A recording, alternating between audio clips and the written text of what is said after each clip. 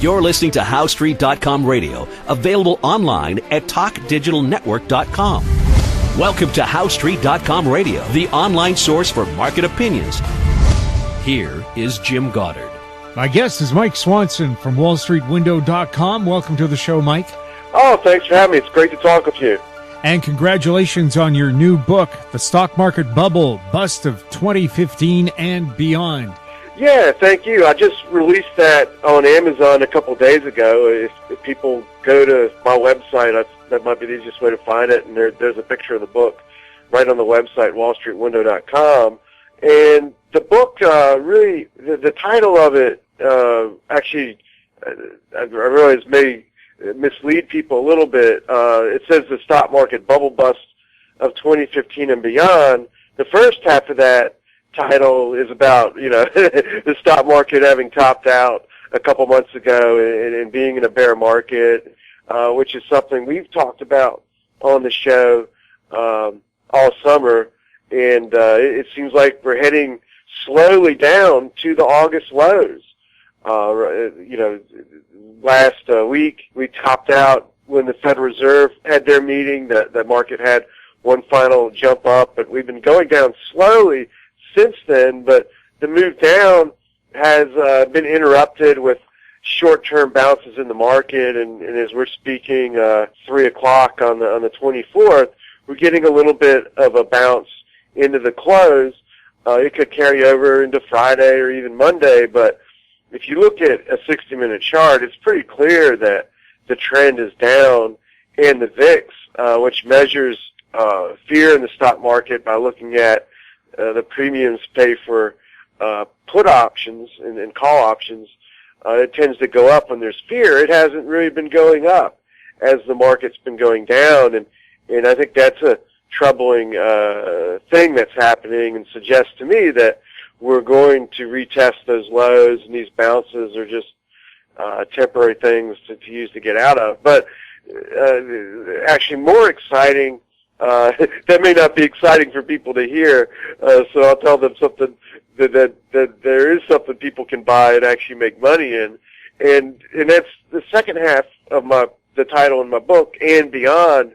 That's where I think that may mislead people, because I'm not trying to say that the stock market's topping out in 2015 and going down forever or something. But and Beyond is about how to make money out of this by buying things that will benefit and actually go up over the next couple of years. So that's the and Beyond, and it may actually be starting to happen. And specifically, what I'm looking at is gold, which is up $20 today. Now, last week, gold went up after the Federal Reserve decision up to the 1150, 1160 area, then pulled back down. The mining stocks also had a pop on that day and pulled back down. And we seem to, we languished a little bit on Monday and Tuesday, but today we're going back up, and we're retesting that same area where gold topped out last week. Now, this is really an important level because if gold goes through this 1150, 1160 area in the next couple of days or next week, it will be making a very, very important turning breakout into what I think will be a brand new bull market. I know that's hard for people to believe after seeing gold having declined since 2011. But look, the stock market seemed to be okay too this summer until all of a sudden in 4 days in August it went into a tailspin that is yet to recover from, and really that's the start of a new bear market. It instantly happened in 4 days, and gold is getting itself into a position where it can instantly start a bull market just as quickly as the trend in the stock market came to an end. Now, what's significant about this 1160 area is that if you look at gold relative to the United States stock market, how it's performing relative to the United States stock market since July, it's actually been performing a little bit better And you can plot this out on a chart by creating a ratio, dividing the price of gold divided by the S&P 500. And if you do that, you'll see that that ratio has been going down since 2011 and then started to go sideways in July. Now, what's interesting is if gold goes up over the next couple of days, or let's say by the end of next week, and the stock market is simply flat or decline, that ratio is going to break out. That means gold is going to be performing better than the stock market from now on for the next couple of years. And that's an incredibly bullish development. I mean, we've been talking together on your show, and I've been saying people need to sell, people need to be cautious, people need to be careful. You know, really talking about the bear market. I'm hoping people have listened and have been able to diversify and make changes and get ahead of the drop that took place. But it's tough for people, you know, to do this.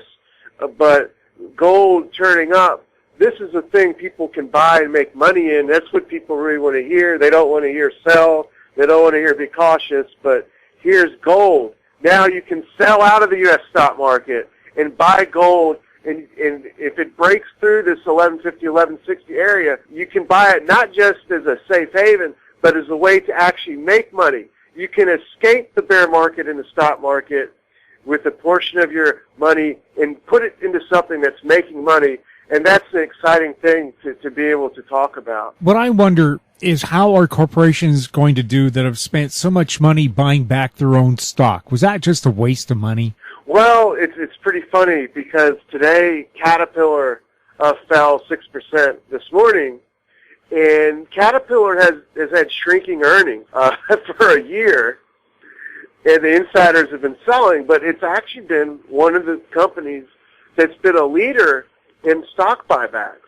It's been buying stock back like crazy. Now, unfortunately, almost all these buybacks are now took place at a higher price than where the stock is today. And I think, you know, that's one stock, but I think that's a symptom of exactly what you're pointing your finger on, and that is that in the end, buybacks are fun in a bull market, but in a bear market, it turns out that they don't really do anything, and these companies would have been better off to pare down their debts or do something to invest and grow and grow their earnings instead of just buy back stock. Now, what's dangerous about the stock buybacks is they have helped make the stock market go up over the past couple of years. That's I guess the reason why people like them is when that was going on and the market was going up. But earnings for companies are now set to shrink again in the third quarter. Suddenly last week, the Wall Street analysts downgraded their earnings to show that they're going to shrink 4.4% in the third quarter. Now, in the second quarter, they shrank 2.2%. What this means is that companies are going to have less money to put to work in buybacks. And not only that, but if you look at the junk bond market, you can look at an ETF such as JNK to see this. Junk bond prices have been dropping, and corporate yields have been going up. What this means is that the cost for companies to borrow money through issuing debt is going up because their earnings are dropping. That makes their credit worthiness more risky. Well, if this continues, which it probably will, this trend, that's going to make it very difficult for companies to continue to do these stock buybacks, and the buybacks may in fact actually stop completely. So yeah, I think in the end it'll be shown that it actually will turn out to have been a giant waste of money. Mm-hmm.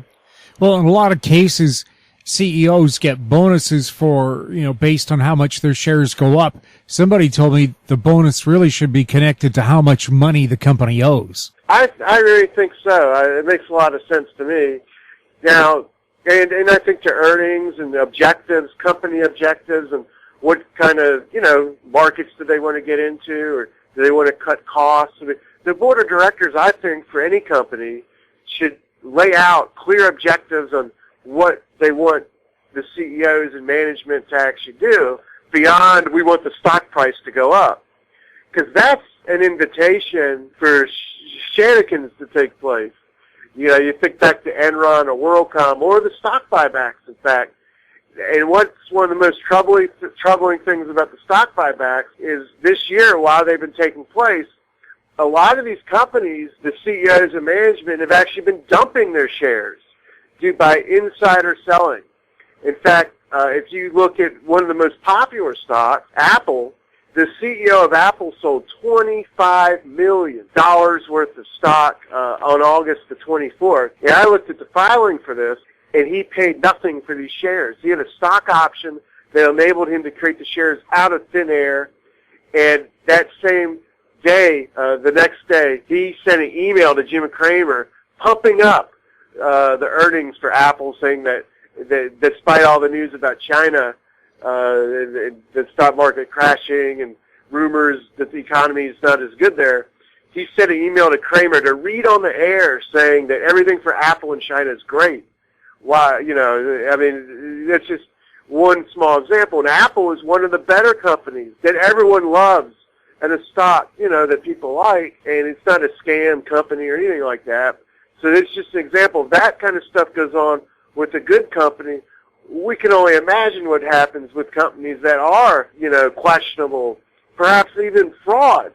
If you look in the biotech sector, for example, there's dozens of biotech stocks with $1 billion market cap that make absolutely no money at all. And the CEOs for these companies have been dumping their shares.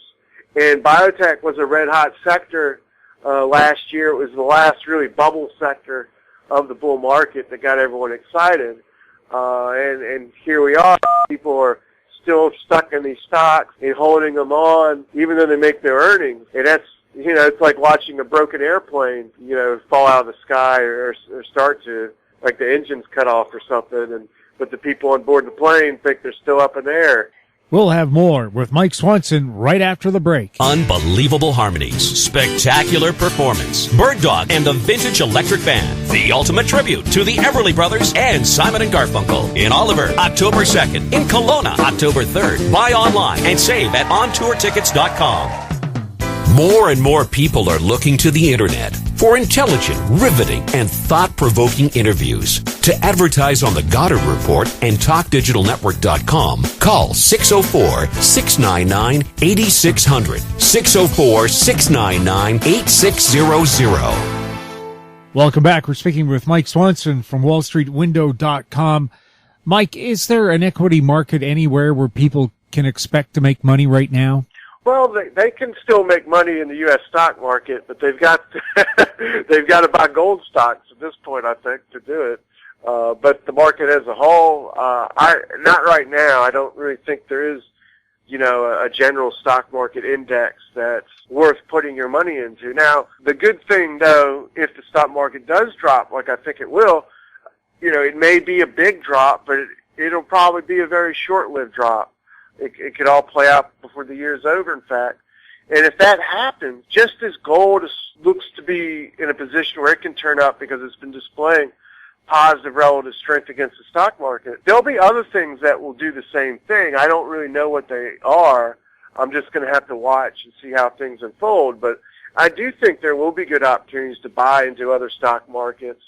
But we got to really be patient. And that's really the number one thing about a bear market, is you've got to be patient and let things play out.